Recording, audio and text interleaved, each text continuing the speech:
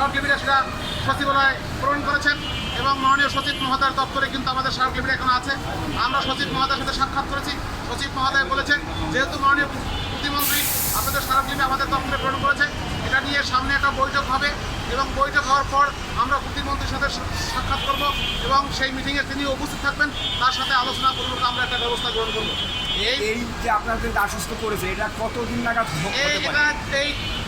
গত মঙ্গলবারে এবং গত মঙ্গলবারে সাক্ষাৎ করেছেন মন্ত্রী মহোদয় আমাদেরকে কিছু ইনস্ট্রাকশন দিয়েছেন।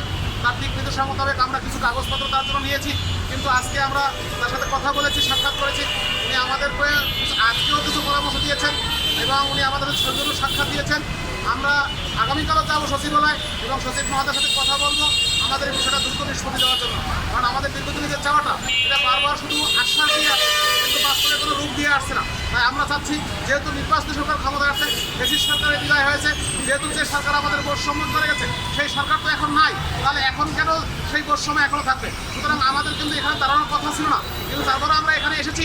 শুধু দেশের প্রেক্ষাপট পরিবর্তন হয়েছে কিন্তু আমাদের ভাগ্যের কোনো পরিবর্তন হয় নাই। সেই ভাগ্যের পরিবর্তনের লক্ষ্যে আমরা আবারও আগামীকাল সচিবালয় যাবো এবং সচিব মহোদয়ের সাথে সূত্র সাক্ষাৎ করবো এবং সচিব মহোদয়কে আবারও বুঝিয়ে বলবো যেন অনতিবিলম্বে মাননীয় প্রতিমন্ত্রীর সাথে সমন্বয় করে আমাদের পক্ষে একটা যেন চিঠি অন্ততপক্ষে করে দেন। তাহলে এই সারা বাংলাদেশের যে 20,000 শিক্ষক আছে, তাহলে এই 20,000 শিক্ষক প্রায় 2 লক্ষ ছাত্র এবং 20,000 পরিবারের দীর্ঘদিনের যে হতাশা বা দীর্ঘদিনের যে বৈষম্য বা দীর্ঘদিনের না খেয়ে থাকা, এটা অন্ততপক্ষে কিছুটা লাভ হবে। কিন্তু যেহেতু আমাদের প্রধানমন্ত্রী বলছে যে এদেশের কর্মসংস্থানের ব্যবস্থা দরকার, সুতরাং এখানে 20,000 শিক্ষকদের কর্মসংস্থান হবে বলে এই সরকার করবে বলে এটা আমরা দ্রুত মনে প্রাণে বিশ্বাস করছি।